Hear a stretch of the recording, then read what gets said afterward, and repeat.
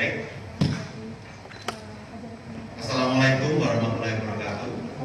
Selamat siang, salam sejahtera kita semua. Om Swastiastu, Namo Buddhaya, Salam Kebajikan. Yang kami hormati telah hadir pada hari ini Bapak Sekjen Kementerian Keuangan, Bapak Budi, Bapak Dirjen Kementerian Keuangan, Bapak Awan Pramono, Bapak Dirjen Pajak, Bapak Sudartomo, Bapak Dirjen Bea dan Cukai, Bapak Sekolani, dan para pejabat di Kementerian Keuangan, serta tentu saja rekan-rekan semua, para jurnalis dari berbagai media yang setia untuk meliput informasi dari Kementerian Keuangan dan juga membantu kami dalam menyampaikan informasi kepada publik. Terima kasih untuk kehadiran Anda semua. Hari ini persis 1 minggu setelah kita bertemu konferensi pers Rabu minggu lalu di Aula JPK. Kami ucapkan terima kasih pada rekan-rekan karena Anda terus mengawal kasus ini. Anda juga membantu menulis agar publik mengetahui informasi secara tepat dan akurat. Sebelum kita lanjutkan, mari kita tundukkan kepala sejenak untuk berdoa, mendoakan kebaikan negeri ini, kebaikan kita semua, dan kiranya Tuhan juga selalu menyertai seluruh upaya-upaya baik kita. Berdoa dimulai.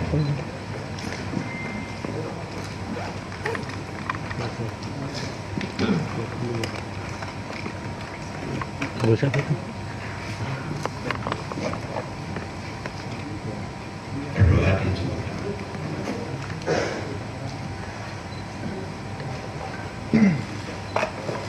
Rekan-rekan sekalian, sebagaimana kita ketahui dan kami juga telah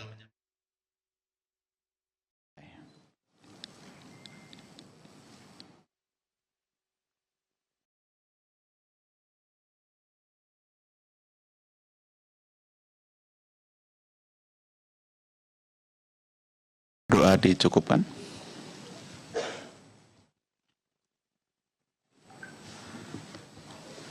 Rekan-rekan sekalian, sebagaimana kita ketahui dan kami juga telah menyampaikan sebelumnya, kami ingin selalu memberikan update kepada Anda semua, kepada publik, sebagai wujud transparansi dan akuntabilitas penanganan berbagai hal yang dilakukan oleh Kementerian Keuangan. Kami bekerja dengan sistem. Kami bekerja secara koordinatif, kolaboratif dengan berbagai pihak. Maka kami juga ingin menyampaikan beberapa hal yang telah kami kerjakan, sedang kami lakukan, dan akan kami lakukan. Menurut aturan, sistem, dan juga koordinasi yang telah dilakukan.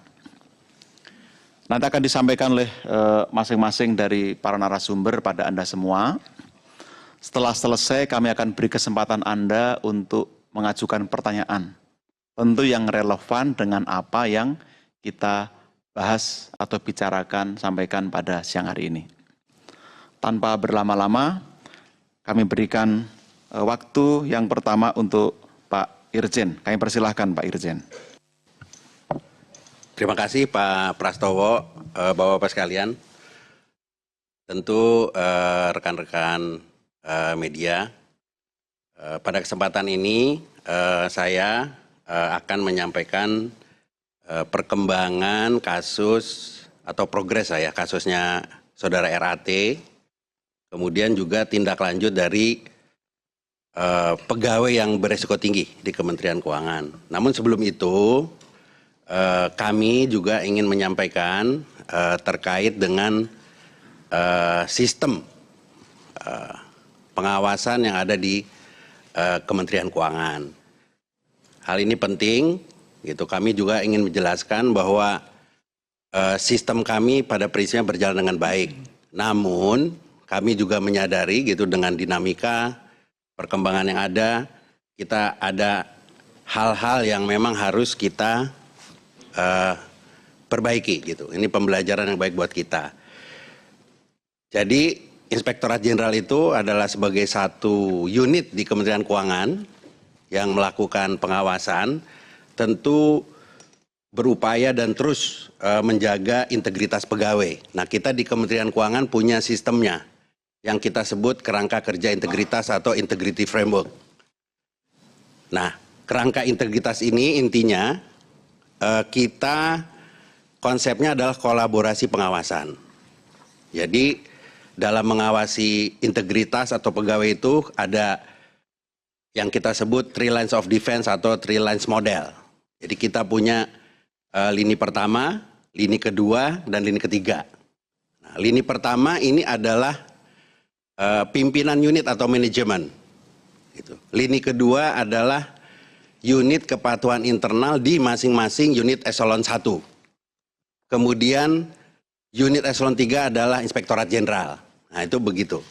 Nah, dalam 3 model ini kita juga ada 2 stream atau ada 2 area, yaitu pencegahan dan penindakan. Nah, sebagaimana kita ketahui bahwa instrumen untuk pencegahan, kita sudah punya saluran pengaduan seperti WISE, kemudian juga instrumen mengawasi laporan harta kekayaan seluruh pegawai Kementerian Keuangan.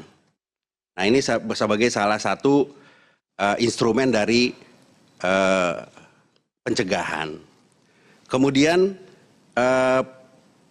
penindakan, ini juga penting kami sampaikan bahwa kegiatan penindakan yang dilakukan oleh kita pada prinsipnya adalah ranahnya administratif. Gitu. Jadi maksudnya ranah menegakkan disiplin pegawai Kementerian Keuangan. Nah, kami dalam melakukan tadi pencegahan, penindakan itu berkoordinasi, kolaborasi dengan berbagai pihak. Aparat penegak hukum termasuk PPATK.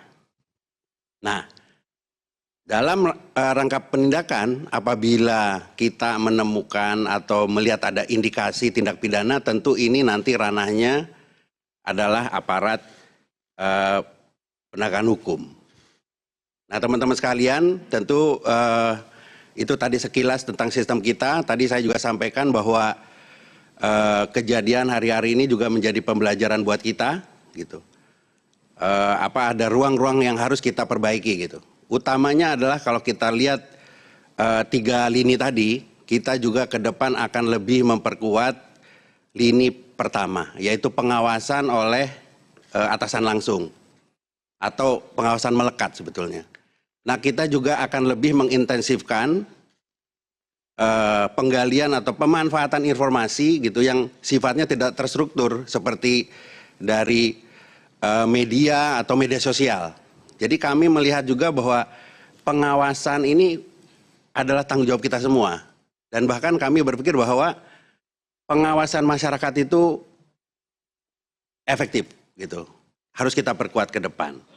Itu kira-kira teman-teman sekalian gambaran mengenai sistem yang ada di Kementerian Keuangan. Kemudian bagian berikutnya saya akan menjelaskan perkembangan dari pemeriksaan atau audit investigasi Saudara RAT. Itjen itu setelah menyelesaikan audit investigasi terhadap Saudara RAT. Jadi audit investigasi itu intinya untuk mendalami kekayaan atau harta yang belum dilaporkan, termasuk kalau ada dugaan-dugaan pelanggaran. Kita dalam menangani Saudara RAT membentuk 3 tim. Jadi ada tim pertama adalah tim eksaminasi laporan harta kekayaan. Jadi kita memeriksa laporan yang bersangkutan. Nah, adapun hasil tim eksaminasi laporan harta kekayaan, hasilnya adalah Itjen telah meneliti seluruh harta yang dilaporkan dan mencocokkan dengan bukti kepemilikannya. Kemudian dari hasil eksaminasi kita bahwa terdapat beberapa harta yang belum didukung oleh bukti yang atau bukti otentik kepemilikan. Kita menemukan seperti itu. Kemudian dalam tim ini juga Itjen melakukan penelitian yang mendalam atas harta yang ada di media sosial, baik itu video, foto, dan lain sebagainya. Itu tim pertama. Jadi tim ini juga adalah nanti bahan untuk tim investigasi, ada tim ketiga. Nah, tim kedua adalah tim penelusuran harta kekayaan yang belum dilaporkan. Adapun hasilnya untuk tim ini, terdapat hasil usaha sewa tidak sepenuhnya dilaporkan dalam harta kekayaan.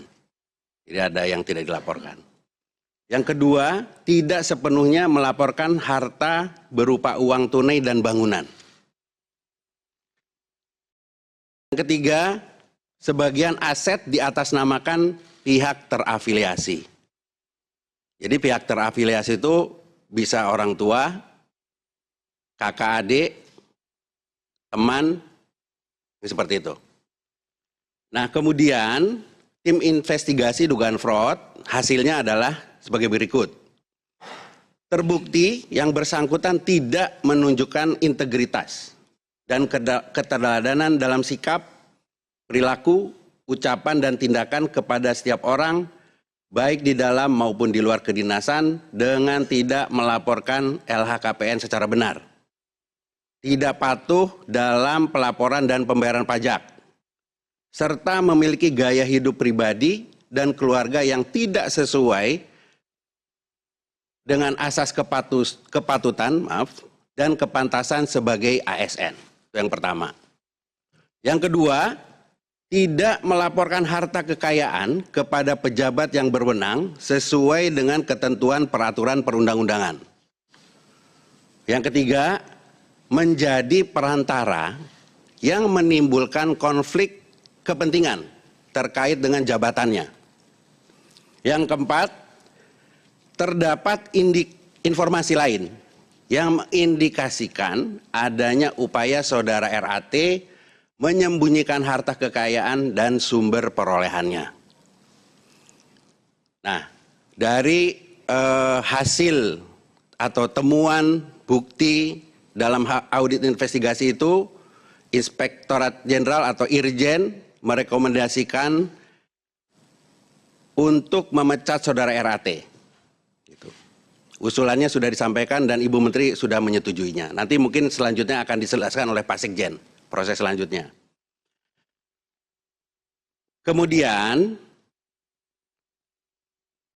kami juga menemukan bahwa dalam laporan harta kekayaan saudara RAT itu ada kepemilikan perusahaan-perusahaan.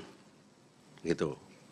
Nah, ini juga termasuk pihak terafiliasi. Jadi kami, Inspektorat Jenderal, juga telah merekomendasikan kepada Direktorat Jenderal Pajak untuk melakukan pemeriksaan kepatuhan perpajakan terhadap beberapa wajib pajak orang pribadi dan wajib pajak badan. Itu berdasarkan pihak-pihak ya, adalah pihak-pihak yang terafiliasi dengan saudara RAT. Nah, rekan-rekan sekalian, itu adalah progres atau hasil dari audit investigasi kita. Tadi seperti yang saya sampaikan, Inspektorat Jenderal Kementerian Keuangan itu ranahnya administrasi. Jadi kita menegakkan disiplin. Jadi penjatuhan hukuman disiplin. Nah, apabila nanti terkait dengan adanya fraud, pidana, itu tentunya kita pahami sebagai ranah dari aparat penegak hukum. Jadi kami sudah biasa ini, nanti kita kolaborasi. Jadi bisa saja nanti dalam kegiatan penegakan hukum gitu, kita siap mendukung sepenuhnya. Karena bisa saja atau biasanya laporan hasil investigasi kita dijadikan bahan untuk pendalaman lebih lanjut terkait dengan kalau ada dugaan tindak pidana. Nah, kemudian saya update juga sedikit terkait dengan perkembangan saudara ED yang di Bea Cukai. Ya kan? Yang pertama tentu kita semua tahu bahwa Direktorat Jenderal Bea dan Cukai telah melakukan klarifikasi ya kan, kepada yang bersangkutan. Dengan hasil bahwa yang bersangkutan mengakui tidak sepenuhnya melaporkan harta kekayaannya. Atas klarifikasi tersebut, Saudara ED dicopot dari jabatannya. Nah, untuk memudahkan pemeriksaan, tadi itu dicopot. Dan sekarang kami Inspektorat Jenderal menindaklanjutinya sudah melakukan pemeriksaan lanjutan.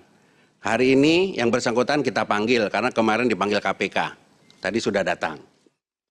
Nah, dalam melakukan pemeriksaan lanjutan ini tentu sebagaimana yang kita lakukan terhadap Saudara RAT, kita akan terus bekerja sama, berkoordinasi dengan PPATK, KPK, serta pihak lainnya.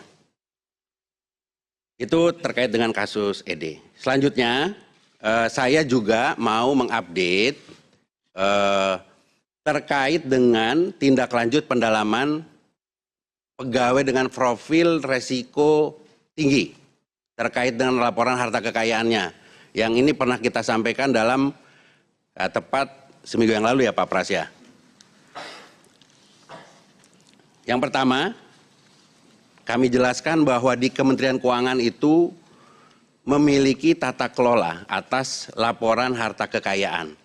Jadi untuk pejabat yang wajib LHKPN menyampaikan LHKPN ke KPK, bagi pejabat atau pegawai yang tidak wajib LHKPN tetap harus melaporkan harta kekayaannya. Kita ada aplikasinya namanya Alpha.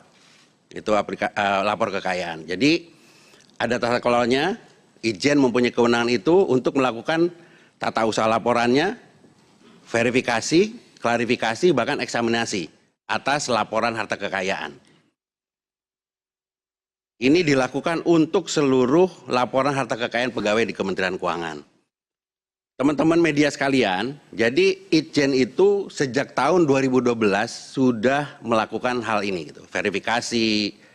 Namun verifikasi ini juga perlu saya jelaskan bukan hanya aspek formal saja, gitu, seperti kepatuhan, kelengkapan berkas dan lain sebagainya. Tapi kita juga lakukan aspek material. Hal ini untuk menilai kewajaran kepemilikan harta kekayaan yang dikaitkan dengan profil pegawai. Nah, jadi dari hasil verifikasi harta kekayaan itu dan instrumen penjaga lainnya, tadi ada WISE dan lain sebagainya, termasuk informasi dari PPATK, transaksi keuangan mencurigakan dan lain sebagainya. Ini akan membentuk suatu namanya profil resiko pegawai. Di sini nanti akan ditentukan dia resiko tinggi, sedang atau rendah. Nah, terhadap profil pegawai yang resiko tinggi, Itjen itu melakukan langkah lanjutan, klarifikasi atau bahkan investigasi nanti kalau memang kita menemukan indikasi pelanggaran. Nah, terkait dengan yang kemarin 69 itu, gitu. Sebenarnya perlu saya jelaskan juga nih teman-teman nih. Kemarin itu kan kita meran data itu untuk 2 tahun ya. Tahun tahun pelaporan 2020 sampai 2021. Itu kita run tuh sekitar bulan Juni tahun lalu. Nah, ini saya bukan excuse ya. Memang kita menyadari kondisi pada saat itu kan lagi pandemi ya. Idealnya memang yang namanya klarifikasi itu fisik sebenarnya, nggak bisa Zoom. Tapi itu bukan alasan sebetulnya. Karena beberapa juga sudah kita lakukan klarifikasi dan tindak lanjut yang sesuai dengan ketentuannya. Nah, oleh sebab itu ya kan terhadap pegawai yang masih atau profilnya resikonya merah, kita Inspektorat Jenderal membentuk suatu kita namakan crash program. Jadi kita sudah mulai memanggil pegawai-pegawai tersebut mulai hari Senin kemarin. Kita rencana sih target 2 minggu kita selesaikan. Tapi kita lihat nanti dinamikanya seperti apa. Itu target kita 2 minggu kita selesaikan. Jadi nanti hasil klarifikasi pemeriksaan kita itu tidak berhenti sebetulnya. Nanti bisa dilanjut kepada proses atau tahap berikutnya bisa sampai investigasi atau bahkan sampai bisa penjatuhan hukuman disiplin apabila dalam hasil pemeriksaan itu memang terdapat bukti yang kuat. Mungkin itu teman-teman sekalian yang bisa saya sampaikan. Saya kembalikan lagi ke Pak Pras. Terima kasih Pak Pras. Baik, terima kasih Pak Irjen. Teman-teman tadi sudah mendengar ya, dengan jelas, dengan tegas, bagaimana sistem bekerja. Aturan sebagai dasar hukum, sistem yang bekerja, dan Ijen telah menyampaikan progres yang cukup banyak yang disampaikan. Dan ini tentu bukan hanya kali ini. Tadi disampaikan bahkan sudah sejak lama sistem ini bekerja, mulai dari pelaporan, verifikasi, sampai tindak lanjut. Itu yang perlu kita garis bawahi bersama. Yang kedua, tadi Pak Irjen menyampaikan, sebagai komitmen dan hasil sinergi dengan aparat penegak hukum lain, Kemenkeu juga melakukan tindak lanjut terhadap perusahaan yang diduga berafiliasi dengan saudara RAT. Untuk jelasnya, kami berikan waktu untuk Pak Dirjen Pajak untuk menyampaikan update-nya. Monggo Pak. Terima kasih Pak Pras, teman-teman wartawan yang saya hormati. Menyambung yang disampaikan oleh Pak Inspektur Jenderal Pak Awan tadi, dapat saya sampaikan update bahwa terhadap perusahaan yang memiliki atau apa istilah kata berhubungan dengan saudara RAT, kami sedang melakukan pemeriksaan pajak. Tujuannya untuk menguji kepatuhan perpajakan dari wajib pajak tersebut. Jadi surat perintah pemeriksaan sudah kami terbitkan terhadap 6 perusahaan yang disampaikan, plus 1 konsultan pajak yang diduga terkait dengan saudara RAT. Perusahaannya siapa aja, mungkin teman-teman wartawan juga sudah mendengar dan memahami. Yang pertama GTA, yang kedua SKP, 3 BHA, 4 CC, 5 BDA, 6 RR, yang ketujuh adalah SCR. Jadi menyambung yang disampaikan oleh Pak Irjen, dan ini merupakan pengembangan dari klarifikasi LHKPN yang dilakukan oleh KPK. Dalam hal terdapat potensi yang masih harus dibayar, potensi pajak maksud saya, temuan pajak yang masih harus dibayar atas perusahaan-perusahaan tersebut. Oleh karena itu nanti akan kita terbitkan produk hukum sesuai dengan ketentuan. Kalau pemeriksaan terbitnya adalah ketetapan pajak. Nah, tindakan serupa juga pernah kami lakukan kalau teman-teman ingat pada waktu itu kasus saudara AP. Jadi ada 3 perusahaan yang kami lakukan pemeriksaan dan ketiga-tiganya sudah selesai dilakukan pemeriksaan dan terbit ketetapan pajak. Ada yang dibayar, ada yang melakukan upaya hukum melakukan keberatan. Kemudian kami pun juga akan melakukan perusahaan-perusahaan yang digunakan untuk melakukan kejahatan digunakan oleh siapapun juga ya dalam hal ini yang digunakan untuk melakukan kejahatan tindak pidana. Jadi yang kami lakukan adalah pemeriksaan untuk menguji kepatuhan dari perusahaan-perusahaan tersebut. Termasuk diantaranya adalah konsultan pajak terkait dengan kejadian ataupun sesuatu yang sedang diperiksa atau diselidiki oleh para pihak. Demikian dari saya Pak Pras, terima kasih, kembalikan. Terima kasih Pak Dirjen Pajak. Jadi cukup jelas, tegas langkah yang diambil, yaitu melakukan pemeriksaan pajak terhadap pihak-pihak yang diduga terkait dengan saudara RAT. Dan komitmen ini sebagai kelanjutan, tadi teman-teman mencatat ya, ini bukan yang pertama. Sebelumnya DJP sudah menerbitkan SKP setelah melakukan pemeriksaan terhadap 3 perusahaan yang juga terafiliasi dengan kasus sebelumnya yang telah diselesaikan di KPK. Dan tadi komitmen Pak Dirjen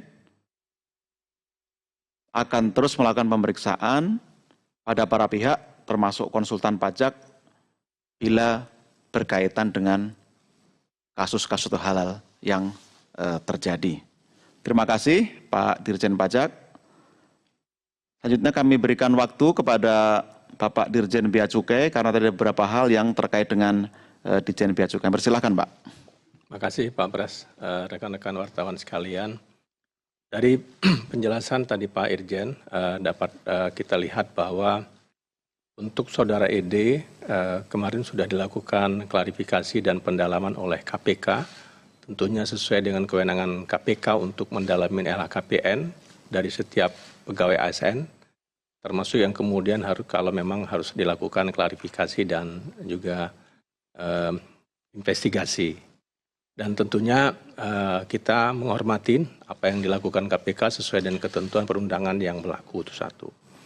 Yang kedua mungkin kami juga sampaikan rencananya Irjen juga akan melakukan pendalaman terhadap LHKPN-nya Saudara ED pada hari ini, kalau kami tidak salah. Yang tentunya tadi Pak Irjen sudah sampaikan sudah ada tim yang akan mendalami itu sesuai dengan mekanisme yang tentunya juga sudah disiapkan oleh Irjen. Kami mensupport penuh apa yang telah dilakukan oleh KPK yang mungkin belum selesai dari kemarin, yang juga tentunya kita mensupport penuh apa yang dilakukan dan dimulai oleh Irjen. Dan ke depan tentunya hasil daripada KPK, hasil daripada investigasi dari Irjen, tentunya akan menjadi basis untuk memposisikan terhadap laporan LHKPN daripada yang bersangkutan. Dan kita tentunya menunggu untuk itu, apapun hasilnya tentunya akan kita follow up sesuai dengan ketentuan perundangan dan juga peraturan daripada ASN kita. Demikian mungkin kami tambahkan, terima kasih. Terima kasih Bapak Dirjen Bea dan Cukai telah memberikan penegasan dan update pada kita.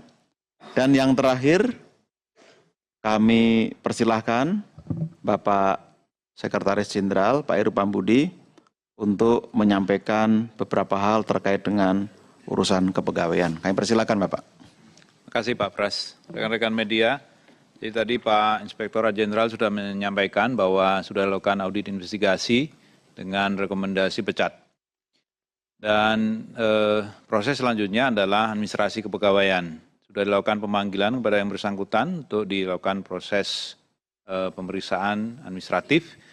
Ini sudah dilayangkan surat dari tempatnya Pak Suryo, dan dari situ nanti kita akan lakukan finalisasi secepat mungkin, yaitu proses pemecatan sebagai pegawai negeri.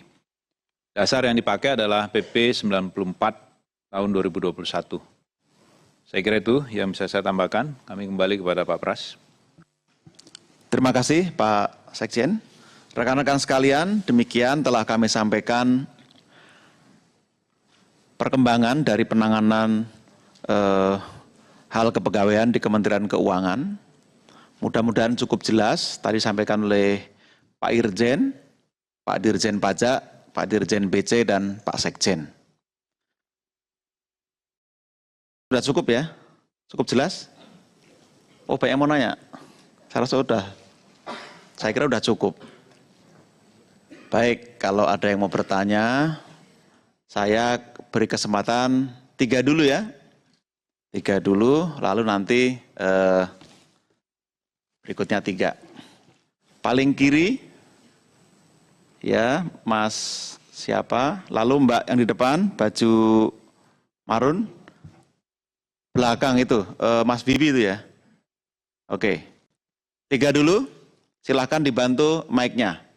Mohon berdiri supaya bisa terlihat, perkenalkan nama dan medianya. Silakan. Selamat siang Bapak-Bapak semua, saya Ilham dari Media Indonesia.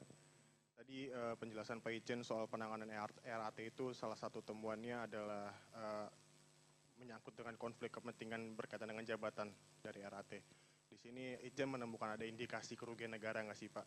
Terus yang kedua juga... Pemirsa, tadi kita sudah mendengarkan pernyataan yang disampaikan oleh Kementerian Keuangan terkait dengan kasus yang menjerat ex-pejabat dari DJP dan juga Bea dan Cukai, yaitu Rafael Alun Trisambodo dan juga Eko Darmanto. Adapun dari Inspektur Jenderal Kementerian Keuangan ini menyatakan bahwa sudah dilakukan investigasi terkait dengan harta dari Rafael Alun Trisambodo dan ada beberapa hasil yang dilaporkan bahwa tidak semua laporan harta kekayaan ini dilaporkan oleh Rafael Alun Trisambodo. Dan kemudian terbukti Rafael Trisambodo ini tidak menunjukkan integritas dan kepatuhan sebagai ASN dalam hal pelaporan pajak dan juga memiliki gaya hidup yang tidak sesuai atau tidak sejalan dengan asas kepantasan seperti ASN. Dan kemudian ada informasi upaya RAT untuk menyembunyikan harta kekayaannya. Selain dari RAT ada juga yaitu ED atau Eko Darmanto yang mengklarifikasi tidak melaporkan semua harta kekayaannya, dan Eko Darmanto ini juga sudah dicopot dari jabatannya dan hari ini rencananya akan dipanggil oleh Irjen untuk pemeriksaan lanjutan berkoordinasi dengan sejumlah pihak termasuk dengan PPATK. Dan tadi terakhir dari Sekretaris Jenderal ini juga menyatakan bahwa proses selanjutnya untuk keduanya yaitu administrasi kepegawaian administratif sudah dilayangkan suratnya dan akan secepatnya difinalisasi terkait dengan pemecatan ASN sesuai dengan PP nomor 94 tahun 2021. Pemirsa, demikian update terkini terkait dengan kasus yang menjerat pegawai Kemenku atau pejabat dari DJP dan juga Bea dan Cukai, yang akan kami hadirkan kembali informasi-informasi lainnya dalam program Metro TV berikutnya. Tetaplah bersama kami.